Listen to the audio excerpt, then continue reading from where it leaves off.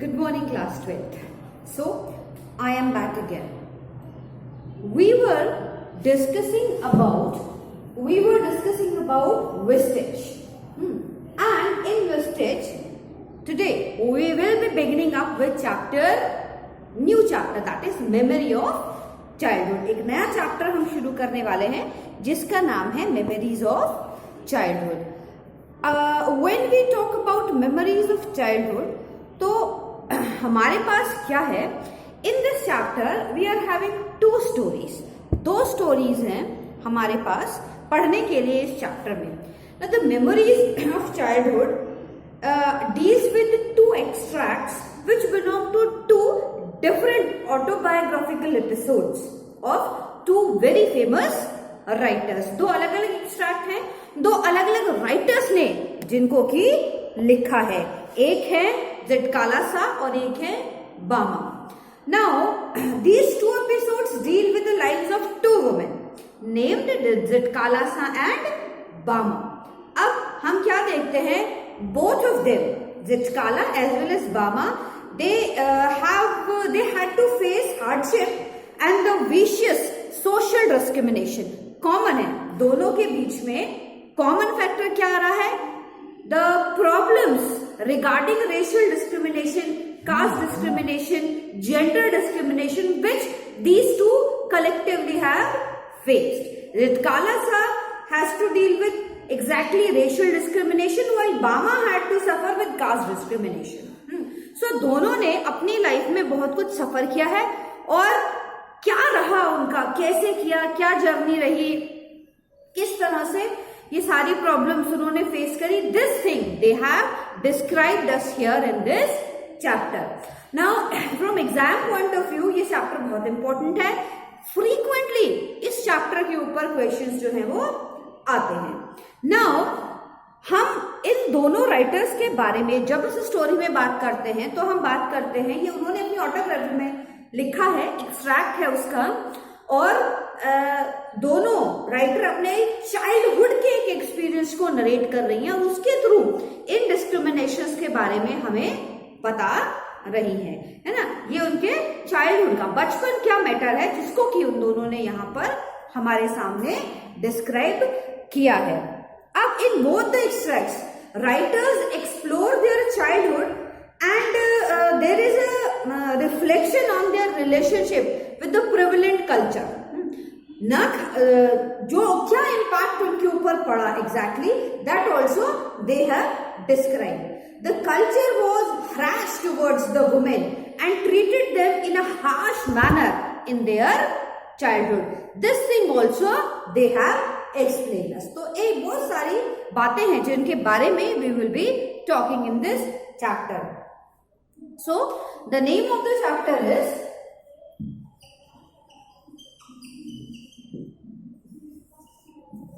Memories of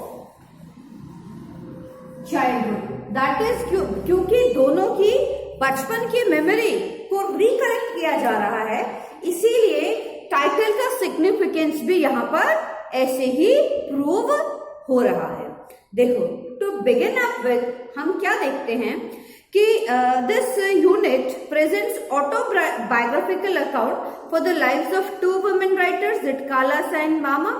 both of them belong to the marginalized society. Marginalized society किसे कहते हैं? वो लोग जो मेन स्ट्रीम का पार्ट नहीं थे, जिन्होंने सालों तक down trodden section of society को बेसिकली वो बिलोंग करते थे और उन्होंने अपनी लाइफ में बहुत सारी चीजों को सहा और बर्दाश्त किया है.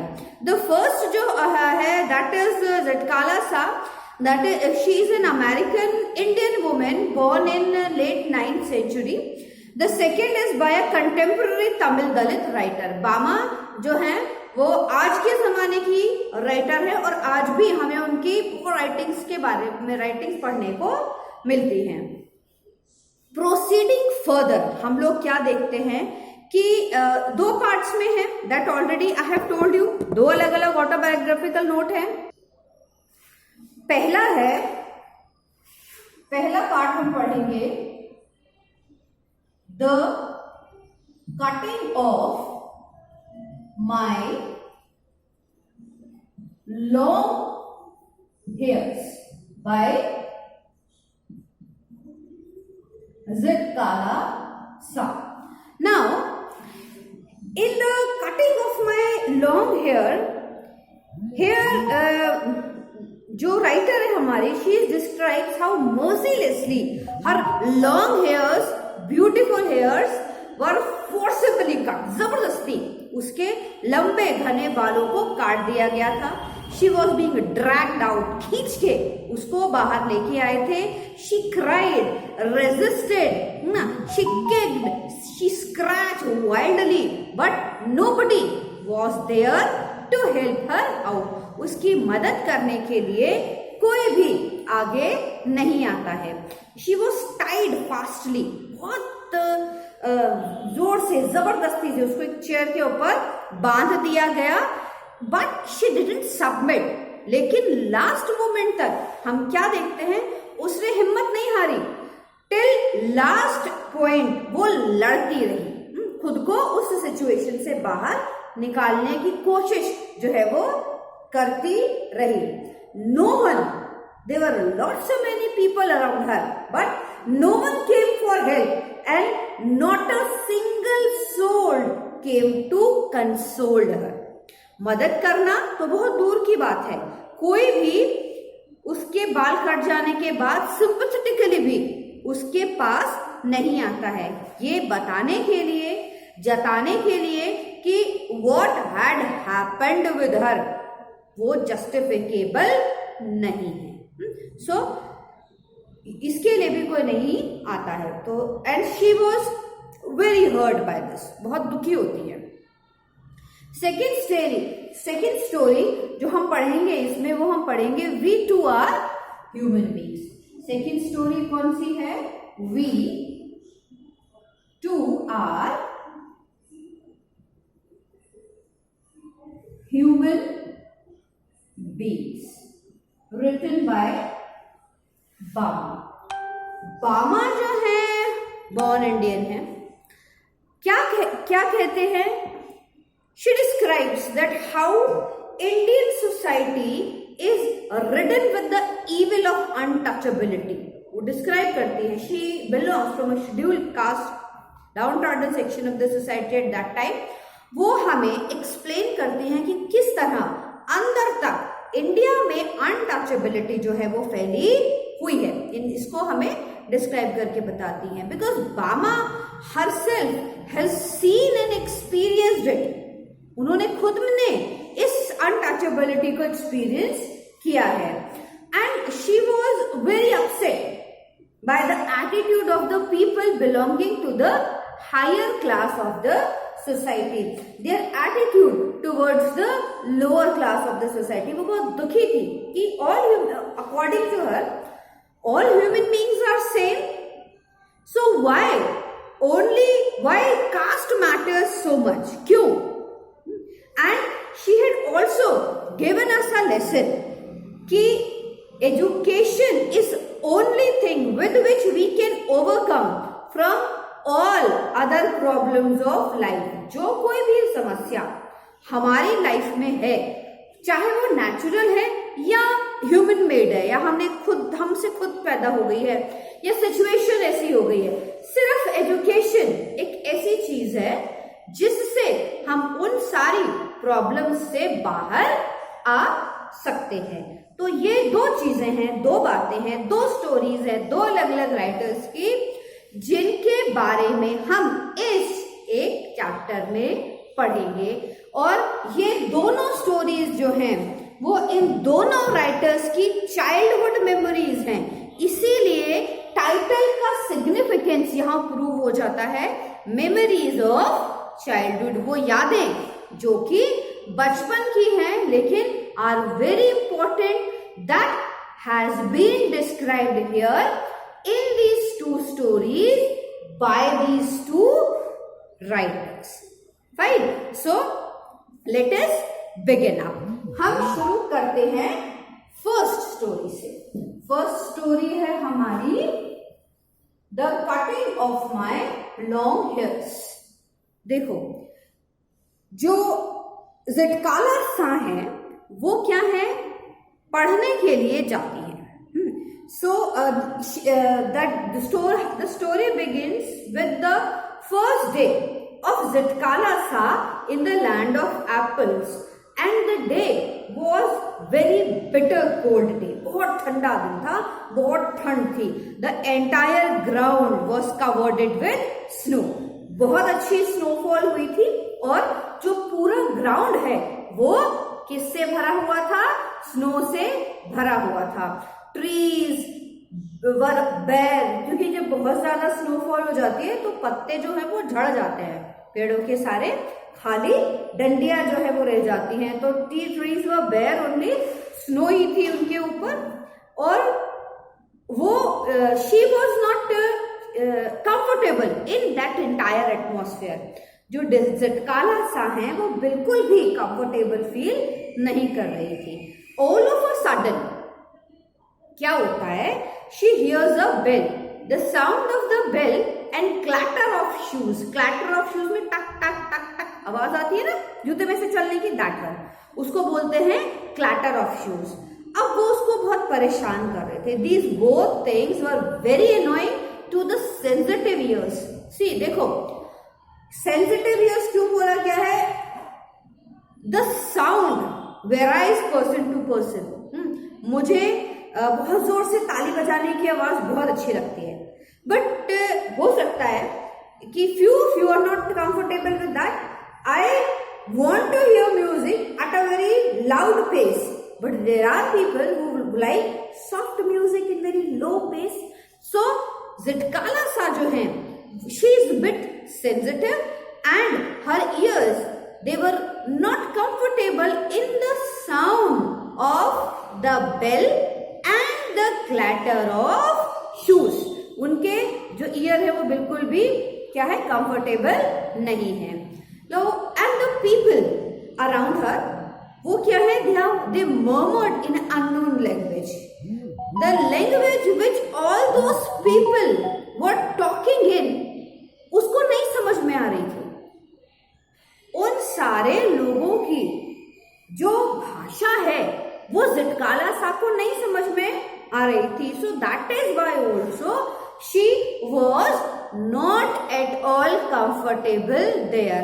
मर्मर किसे कहते हैं, मर्मर कहते हैं खुशबुश खुश. तुम लोग क्लास में करते हो ना, जैसे पीछे बैक बेंचेस पुचर पुचर पुचर पुचर, वही that is murmur. Clear sound नहीं होती है, गुनगुन गुनगुन करके हम बात करते रहते हैं. तो अब क्योंकि उसको समझ में नहीं आ रही है लैंग्वेज, इसीलिए she called that particular voice a murmur. अब जो नरेटर है हमारी, her soul had lost peace and freedom. अब वो पढ़ने के लिए वहां तो गई, बट वो बिल्कुल भी खुश नहीं है. she is not at all happy. ना तो दिमाग शांत है, she has lost her freedom, she has lost the peace of mind, she is not at all comfortable in that new atmosphere, है ना. But things were useless.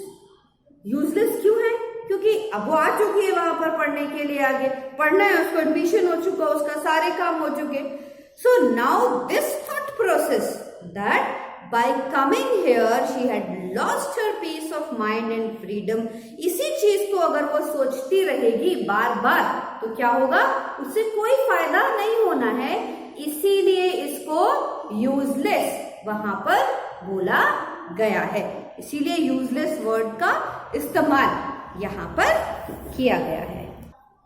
Now उस bell का बजना, the ringing of the bell signifies something. वो इशारा है कि सुबह का टाइम हो गया है and they have to go to for their breakfast. उसके लिए उनको जाना है, ये उसका इशारा है. अब while going there what she saw that a pale-faced woman came up after them. पीले से चेहरे वाली, डल फेस है वो वुमेन जो है वो उनके पीछे से आ रही है. एंड ऑल द गर्ल्स, उसके साथ की जो गर्ल्स हैं, they are marching, moving towards the dining room. और सारी लड़कियां अलग अलग कमरों से निकल के कॉरिडोर के थ्रू एक डाइनिंग रूम की तरफ प्रोसीड कर रही हैं। दीज आर यहाँ रेड इंडियन का इस्तेमाल किया गया, लेकिन यहाँ इंडियन मीन्स हम भारतीय नहीं है, यहाँ इंडियन का मतलब है रेड इंडियन ट्राइब। सो इसीलिए बोला इंडियन गर्ल क्या है, लेकिन इंडियन भारतीय नहीं है, ठीक है। So these red Indian tribal girls they were wearing, क्या पहना हुआ है उन्होंने, stiff shoes and closely clinging dresses, बहुत टाइटली नेटेड शूज जो है वो इन्होंने पहना हुआ, बहुत टाइट ड्रेस इन लोगों ने पहनी हुई है। The girls were entering from a door, और उसके अपोजिट डोर से कौन है, बॉयज हैं जो कि एंटर कर रहे हैं। मतलब there is a common dining room for boys as well as for girls. अलग अलग डोर से दोनों गर्ल्स और बॉयज दोनों की एंट्री जो है वो हो रही है। एंड ज़िटकाला साहब वॉज फीलिंग वेरी अनकंफर्टेबल, बहुत ज्यादा असहज खुद को महसूस कर रही है। इतने में क्या होता है, बिकॉज अनकंफर्टेबल क्यों है, यूज टू नहीं है इस एटमॉस्फेयर की, अनकंफर्टेबल है, घर से दूर आई है, दुखी है, तो वो इसलिए खुद को कंफर्टेबल नहीं फील करवा पा रही है। इतने में क्या होता है, अ स्मॉल बेल रिंग, छोटी बेल बजती है। अब वो क्या करती है, she is not aware about the rules and regulations which are being followed here, उसको नहीं पता है कौन से रूल एंड रेगुलेशन है। तो जैसे ही बेल बजती है वो क्या करती है, chair, she pulled out her chair and sat on it, dining table के सामने खड़ी है, चेयर खींचती है, बेल लगती है और उस पर बैठ जाती है।